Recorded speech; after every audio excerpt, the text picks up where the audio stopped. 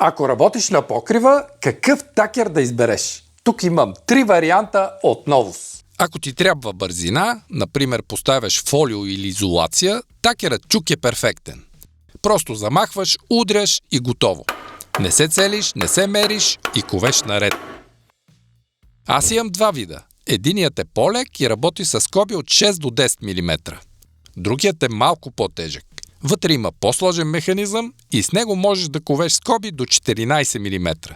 Така закрепването става по-здраво. Ако ти трябва по-точно поставяне, например когато ковеш фолио директно върху ребрата, тогава акумулаторният такер на Novus е най-добрият избор. Кове точно там, където искаш, бързо, лесно и няма опасност да скъсаш фолиото. Има настройка на силата. Работи с 2 вида скоби и пирони. Можеш да включиш и режим на непрекъснато коване. След това задържаш спусъка и работиш само с натискане отпред, без спиране. Така че, за скорост и обем, такер чук. За прецизност и контрол, акумулаторен.